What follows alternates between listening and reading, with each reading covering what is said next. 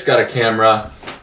Here we are. I've always been interested in dreams. I just think it's super cool, like almost unbelievable. What's good?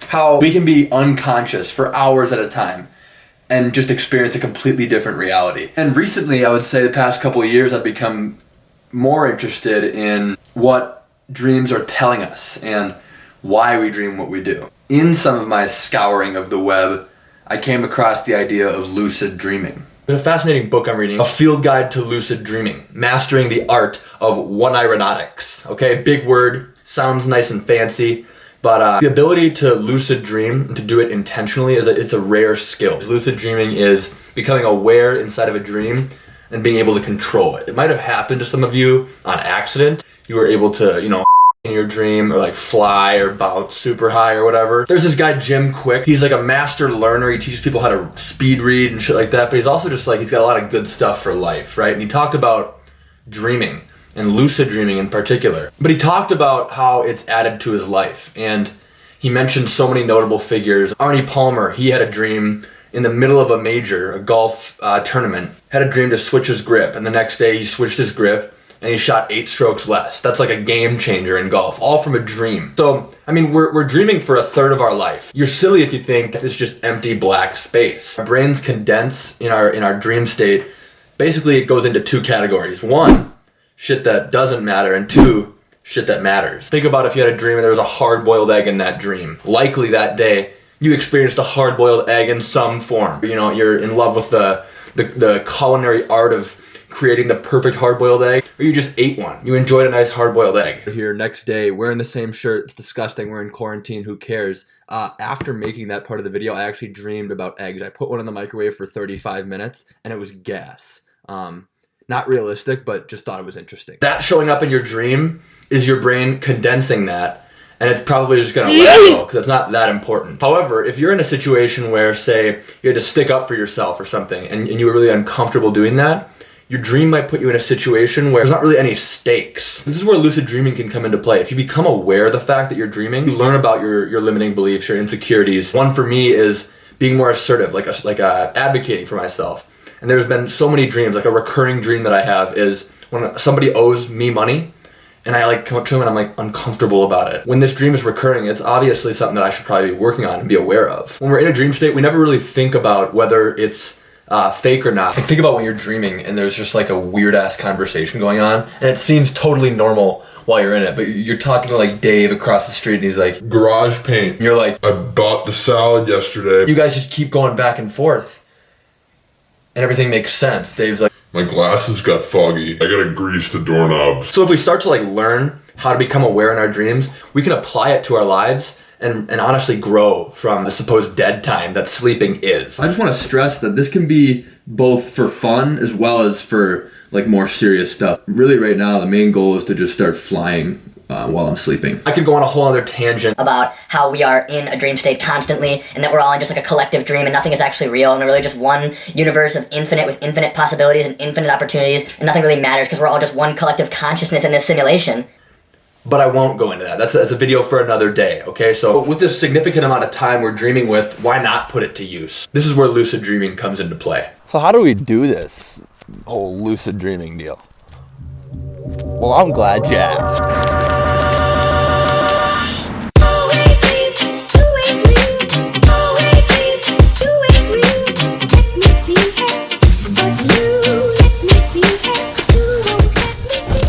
Lucid dreaming is all about awareness, and that starts while we're awake. So the first step to being able to do something like this is performing reality checks regularly.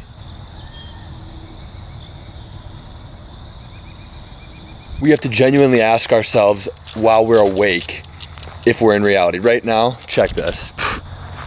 There's gorgeous nature surrounding me, and what I do is generally I'll ask myself genuinely, am I dreaming right now? I might look at my hands, poke some holes in my hands, snap my wristband, something like that. The purpose behind this is to catch ourselves in our dreams performing reality checks because we've made it a habit. So you might look like a sociopath when you're doing this, but do it in private, okay? It's actually extremely important. If you have the ability to get into the habit of performing these reality checks, the idea is that in your dream state, you'll do the same thing. And when you try and poke a hole through your hand, say, or, flick yourself, see if it hurts, you'll notice something's off. Maybe your finger won't travel through your hand, or you won't have blisters on your hand.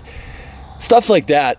That's what allows us to get lucid. It's the awareness and consciousness of it. There's a million ways you can do this. Do your hands look normal? Do they have as many fingers as they're supposed to? Can you read the same sentence twice without it changing? You can look in a mirror. Does your reflection look normal? Jumping's kind of fun, because in a dream, if you jump, you're gonna float and have bounce. Find the way that best suits you to just place you back into reality.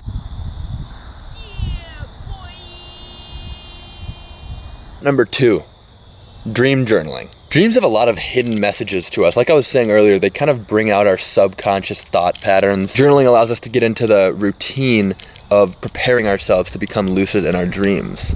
Reading through my shit here, this is when you're like just waking up and you close your eyes for a second and you just write it down. Like some of the shit that you write down, you look at it even the next night and you're like, what was going through my head?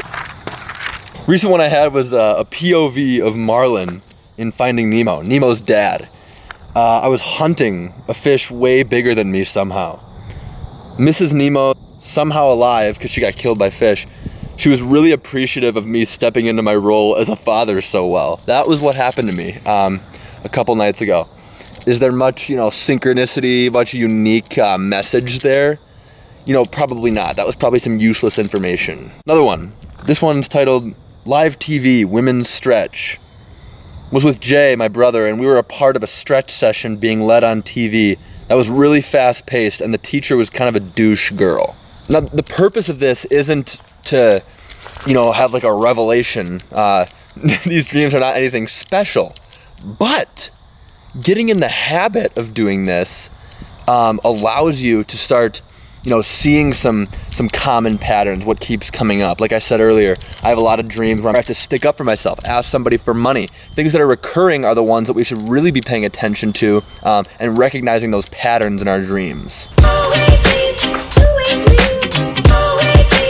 Thinking back on it now, I don't think I stressed the importance of setting intentions. This is just like a cool thing to be able to do. And if you just have the intention of doing it as something cool, like make that your intention, like write it down. I'm writing down constantly. I remember my dreams.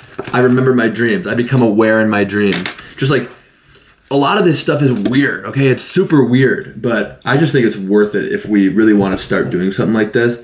It's doing these weird things. So setting the intention, making sure we know why we're doing it, and affirming it to ourselves, writing it, saying it, singing it, dancing it, whatever we want to do. But make sure it's firmly implanted in our mind the reason why we're doing this. Let's talk about actually getting lucid. When you're lucid, how do you stay lucid? This is the most important part. You've hit the money shot, okay? We're where we're dreaming of, no pun intended. When you're lucid, you want to stay lucid. The first time I went lucid, I remember I got so fired up, my whole body went numb. My buddy Carter was saying something. He was spewing some gibberish, and he kept saying it over and over, and I was like, dude, what are you saying? That makes no sense. And I was like, oh my God, I'm dreaming. My body just goes, it was like a shockwave hit me. And I was so up in my own head, like, oh my God, I'm lucid dreaming. This is it, we're here. Then I just fell out of it, and I kind of woke back up slowly. When you're lucid, the way to stay lucid is grounding techniques. So that could be something like spinning around, using balance. When you freak out and you're up in your head about, oh, I'm lucid, I gotta stay like this, I'm gonna ruin it, you're probably gonna ruin it. So performing those spins, get your spins in. Maybe after your reality checks, you're like, wait, I'm lucid, yes, become present, smell what you can smell, listen to the people around you, see if they're kind of mindless and dreamlike in form. And then from there, you can have your fun. Start flying around, start bouncing around, eat, just everything, or yelling at people, it doesn't matter. One thing I realized though is it's kind of sketchy when you start yelling at people. It's almost like there's a whole other world out there and you're disturbing it, so be careful with that. That's where the excitement really starts, when you get that fine balance of lucid and then you reflect on that lucid, journal about it, and that's when you really start to learn. So I'm excited to keep going with this. So yeah, that's all I got, guys. Just a fun thing, especially in this time when we're all pent up and in our homes, don't really know what to do with our lives, it's something we can look forward to, you know? Hope you enjoyed this lucid dreaming video. This is so new to me, and I feel weird as I'm in nature, talking to absolutely nobody. Am I enjoying myself? Yeah, it's a gorgeous day. As of right now, I'm just fired up to be here, fired up to be alive, and I'm fired up to continue my lucid dreaming journey. Just in summary, reality checks as much as possible. Can't hurt to do it as much as possible. Dream journal, it's fun. It's pretty hilarious sometimes. You notice trends, which can be helpful. And set your intentions.